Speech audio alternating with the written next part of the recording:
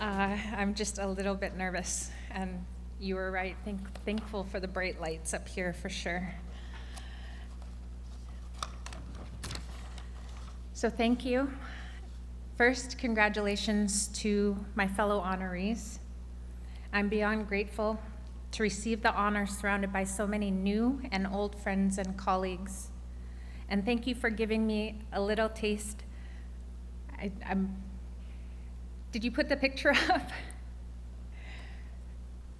A little bit of my speech kind of goes to the picture.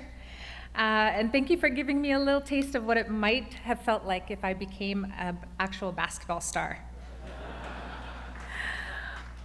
Tonight, as I accept the honor, I would like to speak about my purpose and what drives me.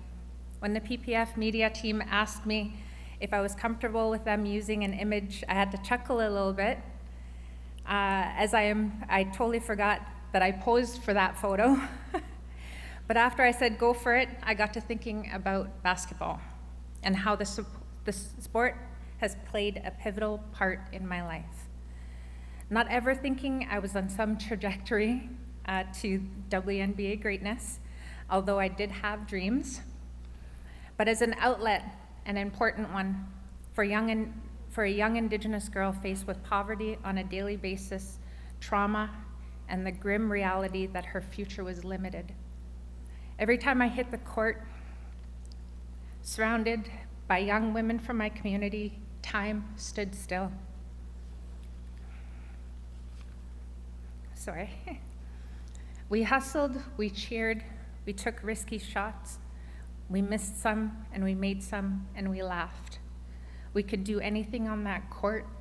We were giants. And when the buzzer went off, my heart rate slowed down. I was brought back to reality. You can never imagine in my wildest dreams did I think I would be standing in this room tonight among so many distinguished and successful Canadians accepting this honor. So thank you. Now back to the purpose, what really drives me. It certainly is not getting awards or being recognized.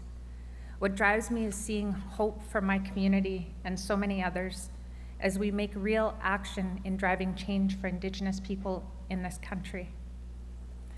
Not in accordance with some set of principles and guidance from government, a measuring stick for how the country is achieving its true reconciliation targets, but based on our drive to have our own share, our own future, designed by us and rooted in our traditions. I do have fond memories of my childhood. When we were poor, we never felt that way. We were rich in love and care bestowed on me and my twin sister by our grandparents and our elders. We celebrated our traditions. We heard our language being spoken in our home. We ate traditional food. We felt rich because of this. But we were poor. We experienced poor health and suicides and the terrible side effects of living in poverty. There were not many opportunities for young people or young women like me. We did not have big dreams for our future. I recall being 11 or 12 years old, walking by our band office on my way to school.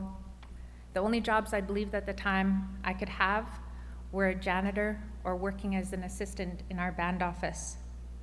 It certainly wasn't becoming chief or a professional basketball player. Rather, we looked across the channel from our village where the aluminum smelter was the main employer.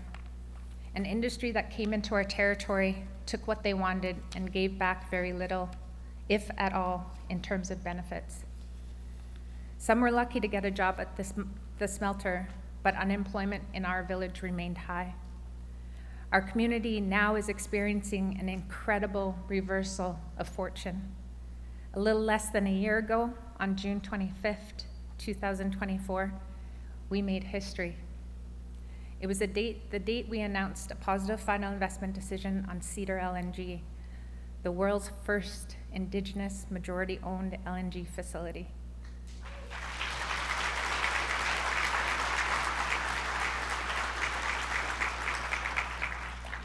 And only the third ever to be approved and under construction today. Instead of managing poverty, we are now managing prosperity. The position we find ourselves in is because of hard-fought battles of my predecessors and because of the incredible support we have received from all levels of government and the advocacy of the Public Policy Forum and institutions like it. We now have the revenues to help our people on our own terms in a way that reconnects them to their culture and traditions. We are building critical community infrastructure from housing to schools to daycares, healthcare facilities, and elder care facilities. We are training our people with the skills needed to secure meaningful, family-supporting jobs and be meaningful contributors to the Canadian economy. It means an 11 or 12-year-old girl walking to school in our village.